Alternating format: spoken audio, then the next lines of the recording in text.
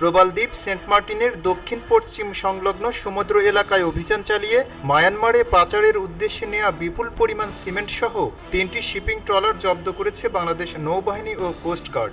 এ সময় পাচারের সঙ্গে জড়িত 33 জনকে আটক করা হয়েছে। 17 মে রোববার দুপুর 12:30টার দিকে টেকনাফের শাহপরীর দ্বীপ জেটি ঘাটে এক প্রেস ব্রিফিংয়ের মাধ্যমে শাহপরীর দ্বীপ coastguard station commander lieutenant Mohammad Muttakin Siddiqui বিষয়টি নিশ্চিত করেন।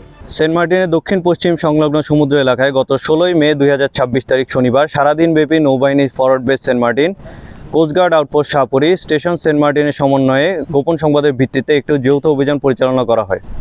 অভিযান চলাকালীন উক্ত এলাকায় সন্দেহজনক 3টি ফিশিং বোটে তল্লাশি চালিয়ে অবৈধভাবে শুল্ক কর ফাঁকি দিয়ে মায়ানমারে পাচারের উদ্দেশ্যে বহনকৃত প্রায় 16,80,000 টাকা মূল্যের 2,400 বস্তা সিমেন্ট ও পাচার কাজে ব্যবহৃত 3টি বোটসহ 33 জন পাচারকারীকে আটক করা হয়।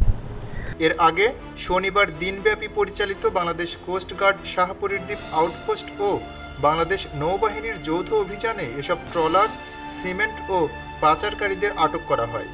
বাংলাদেশ কোস্টগার্ড জানিয়েছে, সমুদ্রপথে পাচার ও চোরাচালান রোধে ভবিষ্যতেও নৌবাহিনীর সঙ্গে যৌথ অভিযান অব্যাহত থাকবে। টেকনাফ মডেল থানার ভারপ্রাপ্ত কর্মকর্তা মোহাম্মদ সাইফুল ইসলাম জানান, কোস্টগার্ড ও বাংলাদেশ নৌবাহিনীর যৌথ অভিযানে সিমেন্ট বোঝাই 3টি ট্রলার সহ 33 জনকে আটক করা হয়েছে।